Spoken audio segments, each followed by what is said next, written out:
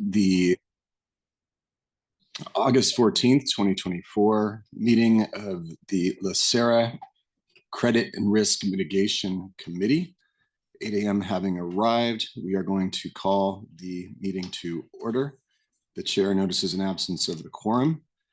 Madam Secretary, do we have anybody participating using the AB 2449 teleconference policy? Yes, so Trevor, I don't see him yet, but he was supposed to, so we can go ahead and skip that. And David Ebru's not participating under AB 2449, so we can move forward. Terrific, thank you. So we are going to proceed as a subcommittee without having the quorum established. The first item on the agenda is item 4, public comment. No public comment? No public comment. All right, then we're going to get right into item 5, which is a report. I want to welcome the Credit Performance Review folks who are here to present to us on our credit performance. The floor is yours. Good morning, Mr. Chair, committee members, and trustees. We have a single item on today's committee agenda. Krista, Jason, and I are here to present the performance report for the credit functional asset category. The structure of the presentation is as follows. I'll make some introductory comments, then Krista will review the role, objectives, and implementation of LACERA's credit investments. Next, Jason will review the performance of the overall credit category, as well as the performance for the liquid credit subcategory. Afterwards, Krista will return to cover the performance of the illiquid credit component, including our emerging manager program. She'll also make some closing remarks. Please note that our report contains an appendix that contains additional details on return and risk. The appendix also shows our manager scorecard and a glossary. Now, I'll begin by saying we're pleased to report that the credit composite generated robust performance in the past fiscal year, both in absolute terms as well as relative to its benchmark.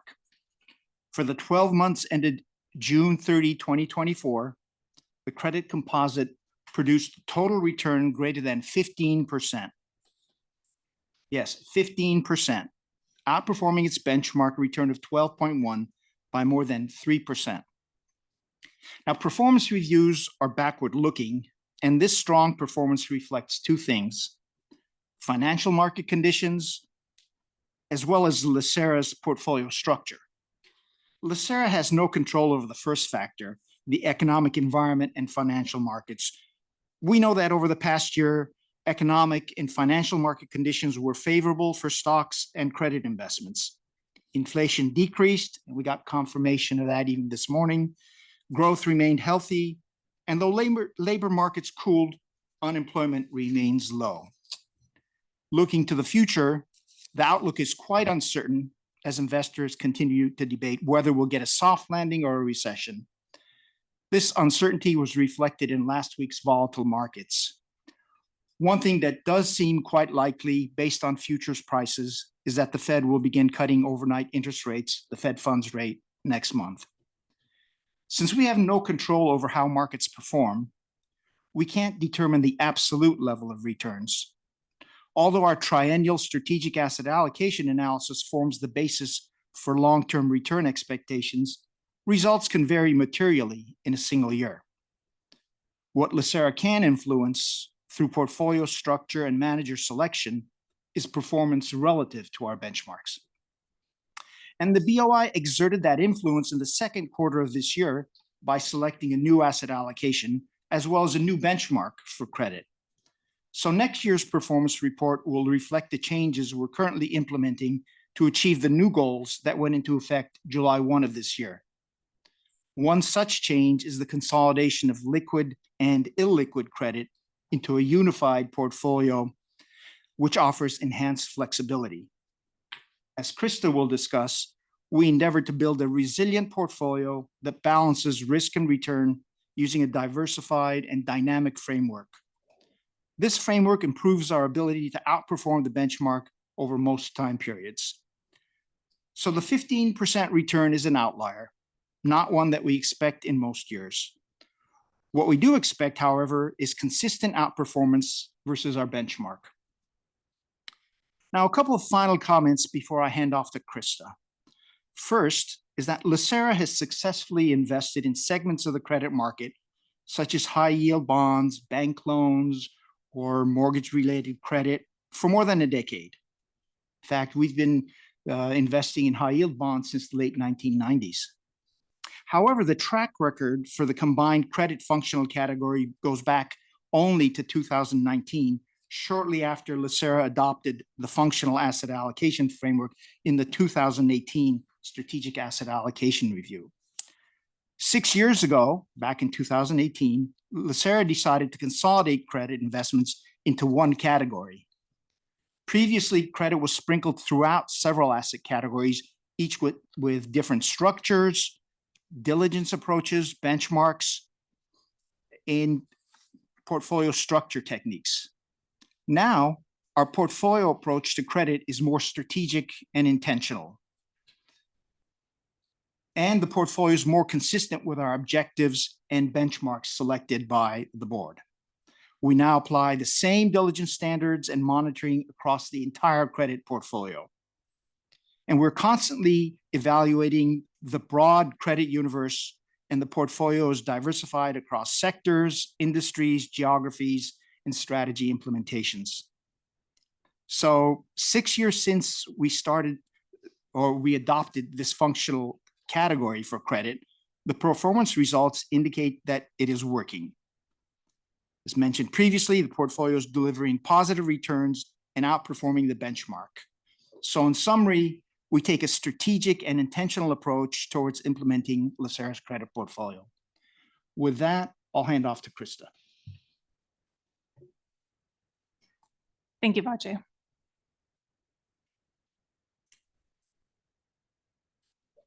Can we go to slide 3? Good morning, Mr. Chair and members of the committee.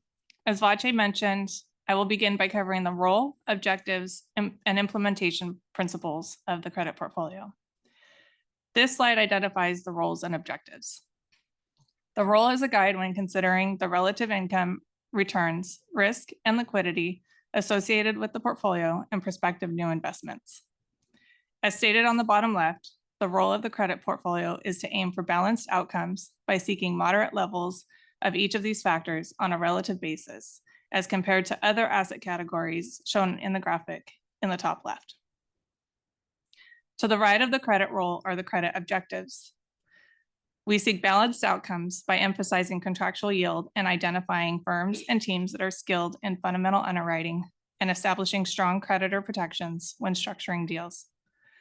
Other sources of returns that can incrementally benefit outcomes are private sourcing, upside optionality, and price appreciation. These illustrations help to frame LACERA's diversified and intentional credit portfolio implementation with an objective-oriented focus. We will start on the left side of the screen, where the graphic shows various strategies across an imprecise, though still instructive, risk and return spectrum.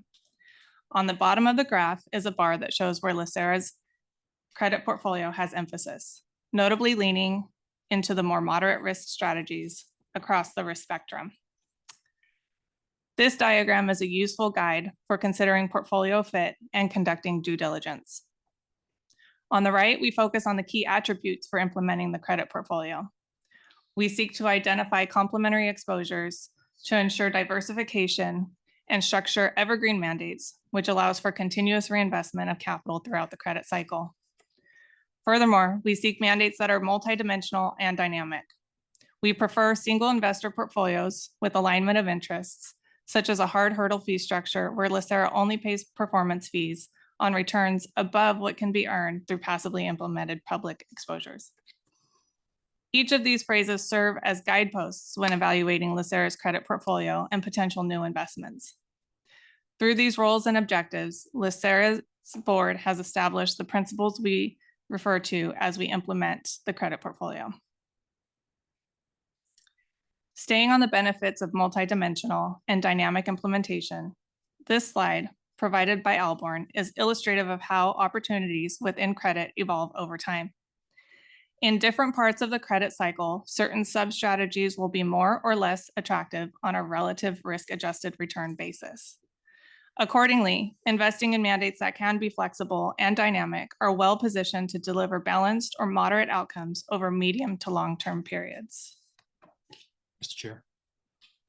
A question. We have a question from Trustee Jones.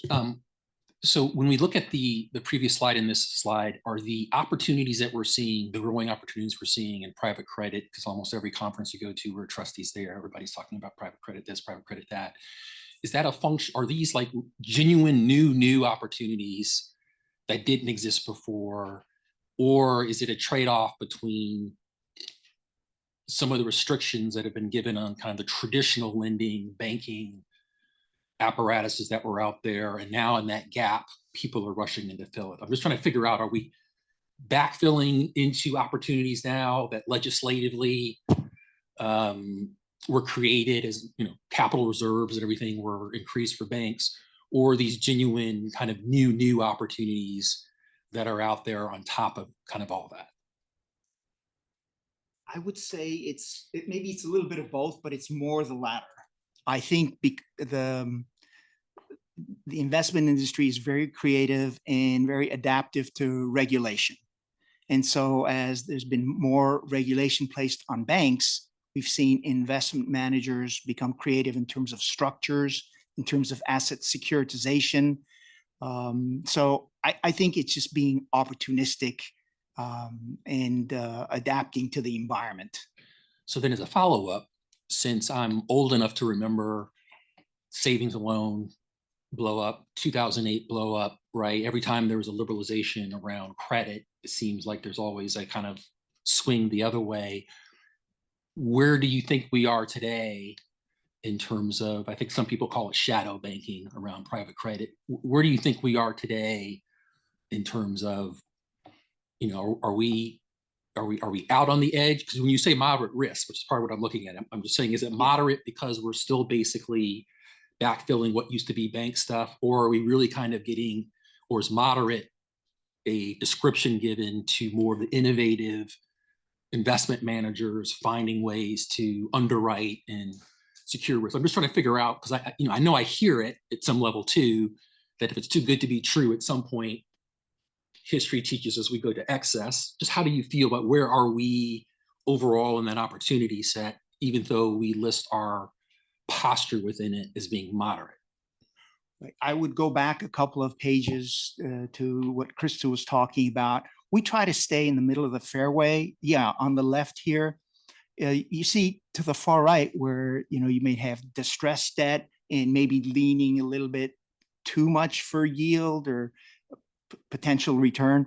We're trying to stay more in the middle. And so our implementation, I can't speak for the market because there are potential excesses in every market. Right. We try to stay into the more moderate areas where most of the return comes from income as opposed to hope for price appreciation. Income, and as you know, total return consists of income return and price return. Right. Income return is pretty steady. You know going in what the income you're going to get for the most part. Price appreciation varies. And sometimes it's positive, sometimes it's negative. But the income acts as a cushion. And so the strategies we look for have the large component of the total return coming from income. Okay, thank you. Yeah. So I think related to Mr. Jones's question is, you talk about price appreciation, income, but there's also leverage, right? And I can't imagine a portfolio achieve 15% without some degree of leverage, right? Or some of our funds have some degree of leverage. So could maybe talk to us about how you're managing leverage or how LACERA views leverage with respect to credit? Yeah. At the very high level, I would say there's very little financial leverage in this portfolio. There is some. For example, in the liquid portfolio, there's no leverage. High yield bank loans. I mean, the underlying investments are levered companies, but the portfolio investments we're making have no leverage. There's, in some of the illiquid strategies, we might have leverage, maybe 1 to 1.5 times at most. That said, there is structural leverage in some of these asset-backed structures. for example, if you're investing in the equity tranche of an asset-backed security, that structure has leverage. But the good thing, what gives us comfort, is it's not financial leverage that can be taken away from you. So it's non-mark-to-market leverage, it's non-recourse leverage. So it's not the leverage that's gotten people into trouble, where whoever lent you the money says, I want it back, and it's at the worst possible time. And I see John stepping up to the mic. So John, please. Good morning, Mr. Chair, trustees. I agree with everything that Vache said, and it's not only a good answer, but the right answer. One thing to add is linking Vache's comment now, the answer to the question, with his opening remarks about when we restructured the credit portfolio back in 2018 into a single asset category, the answer would have been different, because we had credit at the time in private equity, in our hedge fund portfolio, in our fixed income portfolio, and in real estate. And those different asset categories had different norms as it related to leverage. And back then, some of our credit portfolio was in fact levered, had financial leverage on the underlying credit. Today, as a unified team, as a unified asset category, we can answer that question, and it's structured more upon the underlying credit of the investments as opposed to any type of leverage that LACERA or our managers put on the investment. Amazing. Thank you. Krista, please continue. Thank you. If we could go to slide 6. Here we show the allocation targets for the credit portfolio. As Vache mentioned, the strategic asset allocation that was approved in April of this year resulted in 2 notable changes. One, the credit allocation increased from 11% to 13%. And 2, the liquid and illiquid credit subcategories were consolidated into a single credit allocation. In alignment with this consolidation, the board recently approved Alborn as the credit consultant, who will now be the consultant for all of credit. Being agnostic between the public or private classification of the credit assets provides flexibility that meaningfully balances portfolio exposures to capture the best relative value over the credit cycle. Through the implementation principles outlined in prior slides, we have observed that this flexibility has resulted in meaningful outperformance over the benchmark in medium and long-term periods, which will be discussed further in later slides. Krista, I'm sorry. I failed to notice Mr. Fay's hand is up. So we have another question. Okay. Mr. Fay, the floor is yours. Yeah, sorry about that. I was trying to be like quiet about it. Then I was like, I can't be quiet. I'm way over here. This is really great. I think that to the previous points, and as a different type of thinking about our portfolio, one thing is the structure of the credit itself, whether it's private, public, liquid, that's all good and that's all in here. But the underlying things that we're providing credit on would be helpful to understand. So whether it's real estate, and yes, there's corporates, but what areas of the economy are we backing essentially, or are we underwriting? So I know that's not in here now, but from between slides 4 and 5, it'd be helpful to understand, like, where are we actually out, like where's our actual credit dollars going within the economy, like at a fundamental level. So I know, but not just what companies, but also what things do they represent. So I just want to put that out there as something that we could look for in the future as well, because we do have a bunch more information now on how credit is like how we have it as one grouping, and for us to see as a portfolio, like what are we actually backing right now. So just as a thought. We can provide additional reporting in the future, but let me just say it's broadly, very broadly diversified. Just about every industry that you can think of. We have corporate credit, we have consumer credit. So if you think of all the borrowing and lending that goes on in the industry, our managers are involved one way or the other. And I get that. That sounds great. I'm more thinking like what proportion, when, and is it changing over time, or are we kind of consistent at all times across all parts of the economy, right? That's what I'm more thinking is, where are we exposed at different times? And especially when I see slide 5 and I think of I see real estate as a structured product, and I see mezz, but mezz can be for real estate, mezz can be for any type of what do you call it? Any type of company. So it's more thinking like, where are we exposed? And that might be something that helps drive our decisions in the future. Sure. And as I said, we can provide additional reporting, but just to reinforce what I said. It's not only broadly diversified, but it's constantly evolving. That's the dynamic nature of what Krista was talking about. And that's the beauty of the new approach that we started adopting in 2018. Before it was kind of siloed. Now it's all together, so our managers can make the relative value judgments and the adjustments. So it just is I think a better approach when you can compare all the opportunities out there and pick the one that optimizes portfolio structure. For sure. Yeah, I mean, I think it's, I think what you're hearing from the board here is just the general awareness that we realize that this is a hot asset class and there's things going there. So then I just what comes with a little bit of gray hair, you know, if it's too good to be true at some point, then where is the risk? And I'm sure you guys are doing that much better than we are, but just to the degree that we're providing some oversight and some governance, we're just trying to understand a little bit better, you know, where it's at, and so that we can minimize a likelihood of surprise one way or the other, you know, from our end. So and thanks, John, for kind of explaining the transition from the 2018 into the consolidation into the group and all that. So I appreciate that. But I just think what you're hearing from us is just trying to get an understanding of, you know, where might we begin to anticipate, and then in conjunction with the questions we ask you and what you report to us, the level of reporting, we get a little bit more insight there. So I don't want it to sound like we're being unduly critical or anything of that nature. If anything, I think what Trustee Jones is saying is that you did so well last year. Yes. that it's just unbelievable. I mean, it is just such a great year. So we take our hat off to all of you. Thank you so much. And please continue, Krista. Thank you. Excuse me. So being agnostic between public or private classification of the credit assets provides flexibility. So through the implementation principles outlined on prior slides, we have observed that this flexibility has resulted in meaningful outperformance over the benchmark in medium and long-term periods, which will be discussed further in later slides. It's worth noting that these changes took effect as of July 1. So this performance review is as of July 30th, and we will be looking at the portfolio's performance through the lens of the prior strategic asset allocation, where liquid and illiquid credit were bifurcated.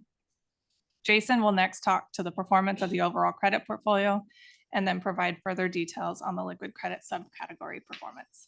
Welcome, Jason. Thank you, Krista, and good morning, Chair and trustees. To frame my comments on the following slides, I'll note that the credit portfolio sits at $8.3 billion and translates to just under 11% of the total fund as of the end of June of this year. In covering performance, we will start with the chart shown here on the top left. In the recent periods of the trailing 1 year and 3 year timeframes, the total credit portfolio has outperformed its benchmark. As Krista mentioned, the credit portfolio consisted of the liquid and illiquid credit substrategies, with illiquid credit being the larger allocation of the two. If you bring your attention to the bottom half of the slide, we have the performance broken out by those two subcategories. Both portfolios generated positive returns and outperformed their benchmarks in recent periods. As the larger component of the total credit portfolio and with greater returns, illiquid credit was the primary contributor to the overall outperformance of the broader category. More detail on illiquid credit will be covered later in the presentation, but first we will focus on liquid credit. As of this past June, the liquid credit portfolio had a market value of $2.2 billion and represented just under 3% of the total fund. This part of the portfolio consists of 8 managers that offer investment exposures across high yield, bank loans, and emerging market debt. The breakout of these managers and strategies is shown in the blue pie chart on the left. As a reminder, this portfolio was intentionally structured to align with the past board-approved guidelines and benchmarks, which are displayed in the upper right table. The structure had a 40-40-20 split allocation across high yield, bank loans, and emerging market debt as discrete mandates. In the chart just below that table, we isolate the 3 sub-strategy portfolios in the context of their respective target allocations. As you can see, the blue bars fall within the yellow tolerance bands, which indicates that the liquid credit portfolio complied with the approved allocation range guidelines. On this next slide, we have the performance of liquid credit broken out by the subcategories of high yield bank loans and emerging market debt. We will dig further into each category in the next slides. But first, broadly, we can see that high yield has underperformed, but closely trailed its benchmark. Bank loans have outperformed and have been the primary driver of the overall outperformance of the liquid credit category in recent periods. And third, emerging market debt has outperformed in the past year, but has underperformed in longer periods.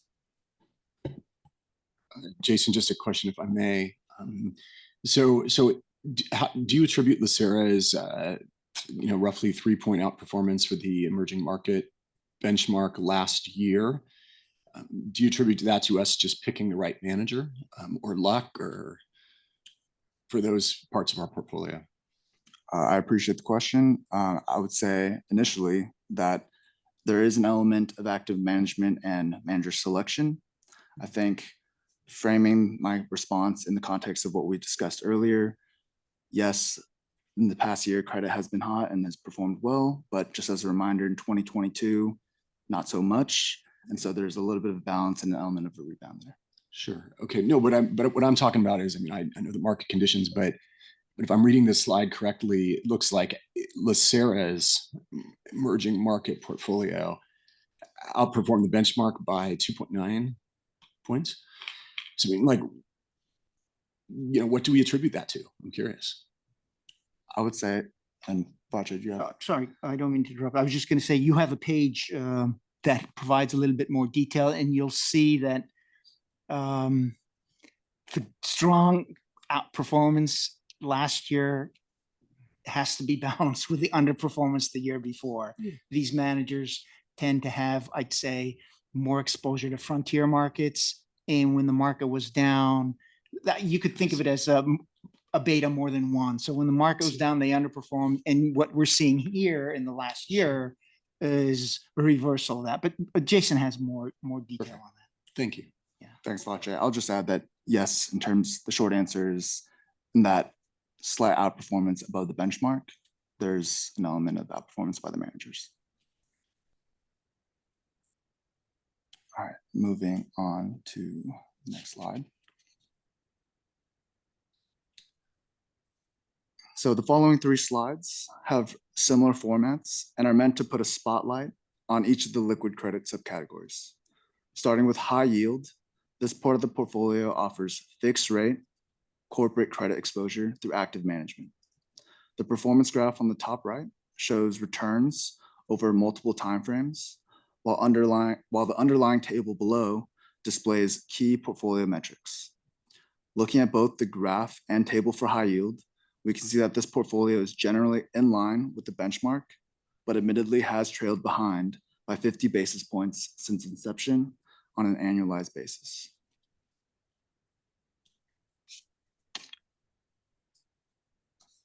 Trustee, me.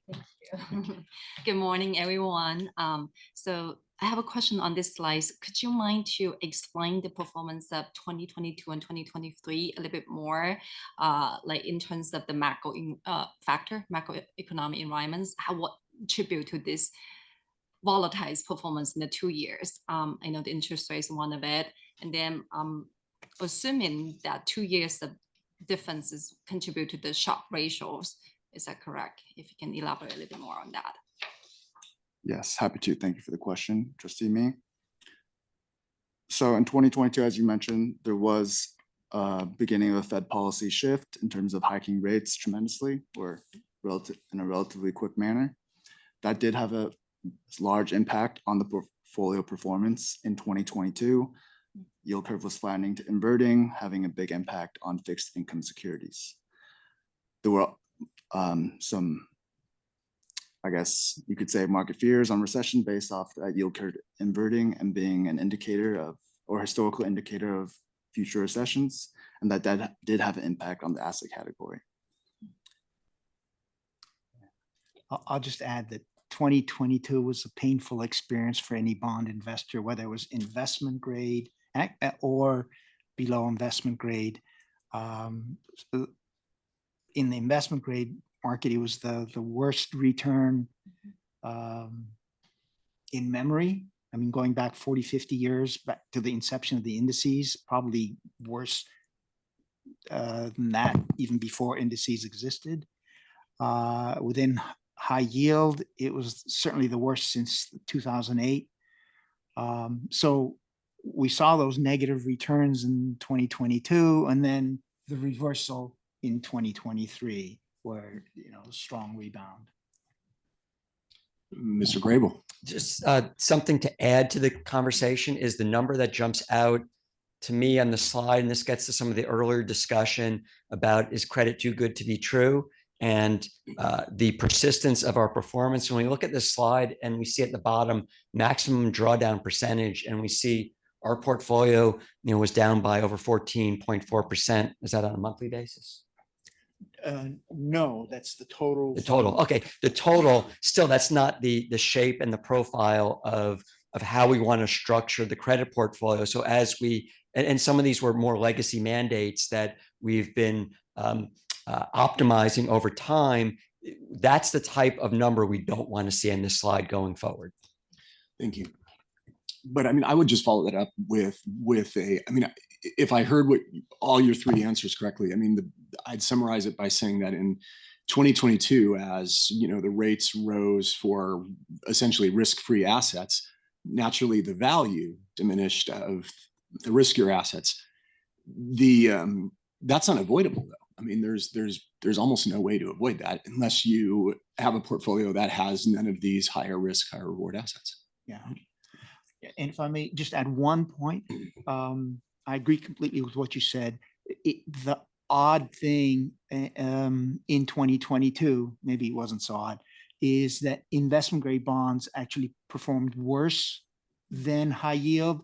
And the reason I mentioned that, like the aggregate bond index, which is the broad investment grade index, was down 13%, whereas high yield was down 11%. And the reason I mention that is that in terms of our intentional structuring of the credit portfolio, we want the primary risk in the credit portfolio not to be general level of interest rates. We want it to be credit risk.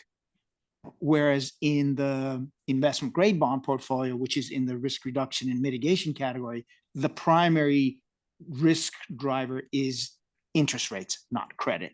And so we've sort of partitioned that. So the interest rate risk is in IG, the credit risk is in credit. Makes sense. So if you look at the duration of our credit portfolio, it's about 1 to 1.5 years. Whereas in the IG portfolio, it's closer to 6, which is what the index in the duration is. Gotcha. So, Thank you. thank you. Jason, please continue. All right, thank you for the question. Continuing on to the next slide. In contrast to the fixed rates of high yield, the bank loan portfolio offers floating rate corporate credit exposure. On the graph, we can visually grasp that the portfolio has outperformed in most timeframes.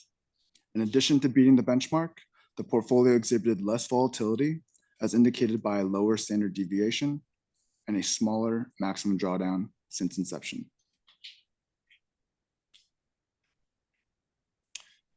With emerging market debt, or EMD for short, we are back to fixed rate credit exposure, but with a wider geographic scope in lower income markets. The performance graph highlights the inconsistent return profile of the portfolio and asset class broadly. Perhaps the most important figure from this slide is the annualized return of 70 basis points since inception. This modest performance indicates that LACERA has not been compensated relative to the risk taken in emerging market debt. While a smaller exposure within the portfolio, this asset class as a discrete mandate does not align with the moderate and balanced approach for credit that Krista described at the beginning of this presentation. In consideration for this lack of fit, the portfolio is transitioning away from EMD as a discrete exposure and adopting a more opportunistic and relative value approach. In LACERA's revised implementation, an individual credit manager will be allowed to invest in EMD, but not forced to. This transition complies with the recent board-approved strategic asset allocation and is also consistent with the board's decision to remove EMD from the categories benchmark. Redemptions are underway for the 2 EMD-specific managers, and we expect to provide an update to the board next month. That concludes my comments on liquid credit, and I'll now hand it back to Krista for the remainder of the presentation. Thank you, Jason. On this slide, we show the illiquid credit portfolio composition, guidelines, and ongoing initiatives. The majority of the portfolio is managed by 6 managers, 5 of which have been onboarded since 2020. It's worth noting that these 5 mandates were implemented with tailored economics to better align interests and reduce the fee and expense burden. Additionally, there are some legacy real estate and private equity mandates, and that allocation is reflected in gray. These mandates are winding down and are expected to be wound down over the next several years. Lastly, in orange, the Emerging Manager Program was launched in November 2022 and is approximately 4% of the illiquid credit allocation as of June 30th.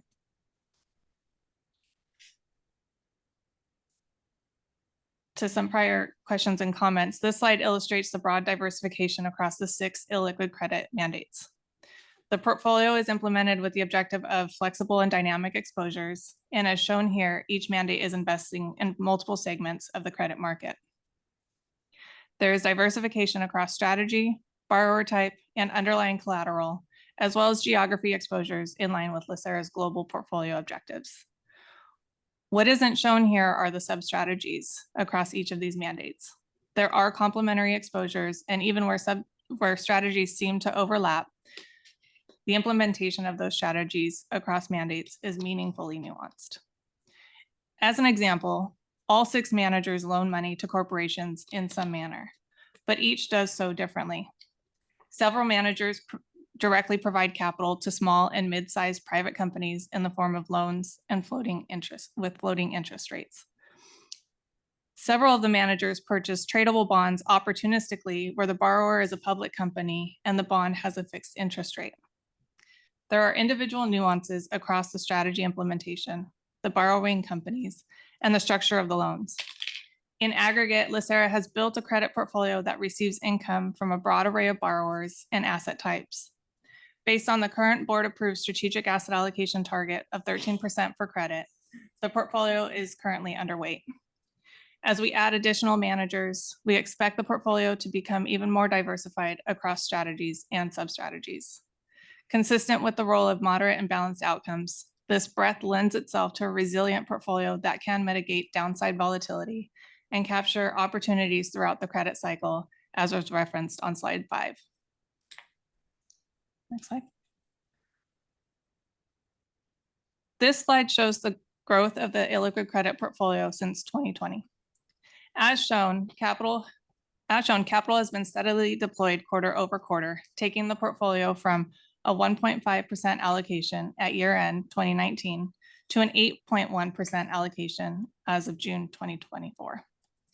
Importantly, capital was actively being deployed during periods of market stress, notably in 2020 and 2022, which created an opportunity to buy assets or lend at attractive prices, providing upside optionality.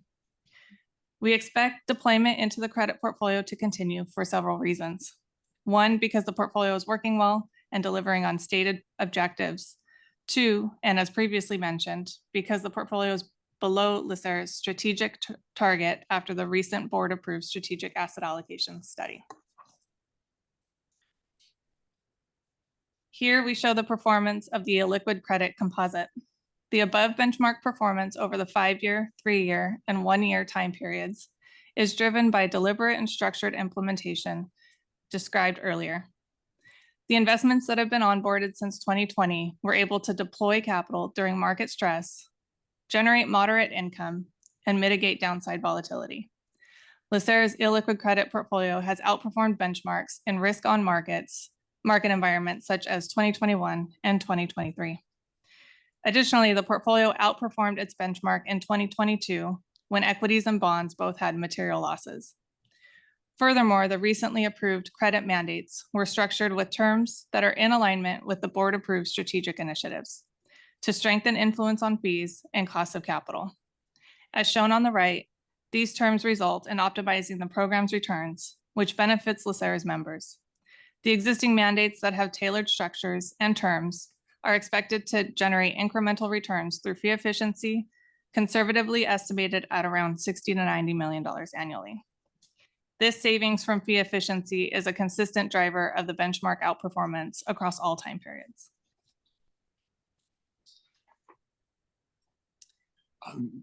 Let me interrupt you for 1 second. I see a hand from Trustee Fay. Trustee Fay, the floor is yours. Thank you. I don't want to just let that go by. Great job. I mean, that's awesome. That's fantastic. Like that's a lot of money that goes back to our members. So I think that's fantastic.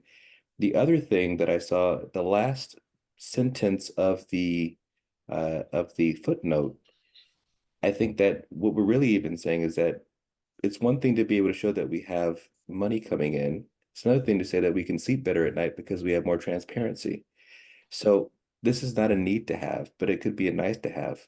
But this, the dedicated manager's account structure, one day might be nice for us to have like a qualitative, this is how much we're also being able to sleep better at night score or something to that effect, because that gives us both transparency, financial returns, and it makes it easier for us to know what we're doing and it makes it basically to see if we're doing a much better of a job. So I just want to say congratulations and great job.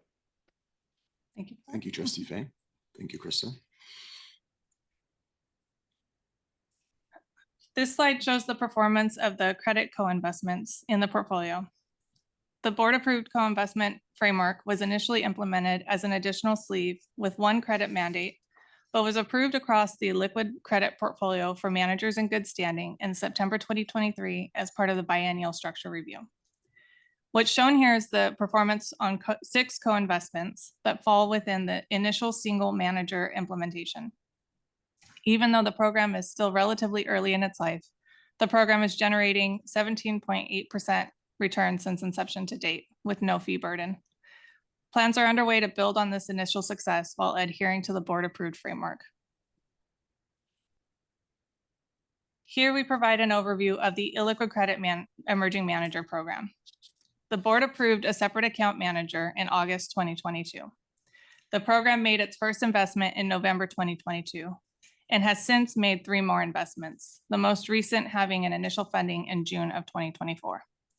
Importantly, the investments in this program are not implemented through separate accounts as described in the main portfolio. LACERA is investing in commingled fund vehicles with closed-end fund structures. Due to this, and the portfolio being in earlier stages of deployment, performance will experience some J-curve effects during the earlier part of deployment. This means that fees, Sorry, I see another question, Trustee Fay. Oh, I was going to let you finish the slide. Sorry, I can go when you're done. Go ahead and finish that. Okay, this means that fund expenses will exceed gains and losses, which contributes to the underperformance reflected in the chart on the slide.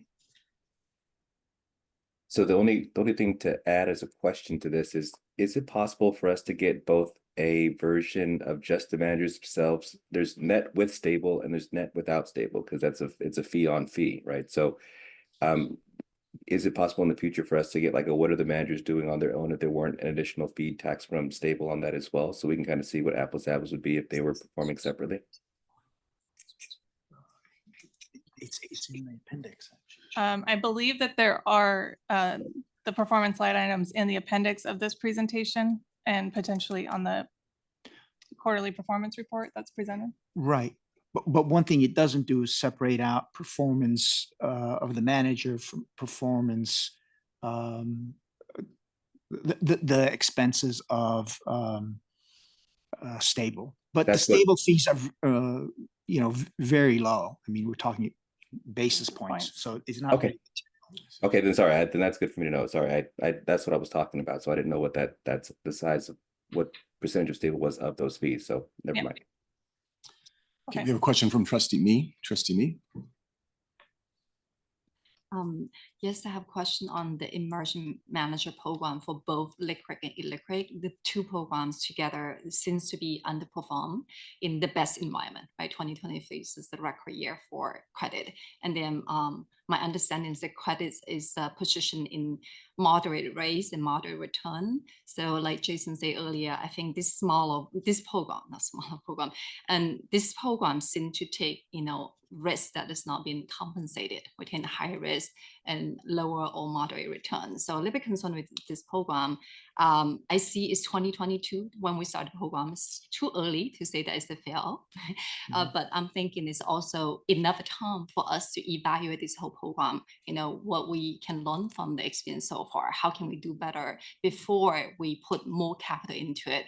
Because I noticed that in the allocation, there's a room that we can deploy more capital, right? And I would suggest we don't rush into it, rather to learn from like so far the investment we've done, what can we do better and make it a successful program first.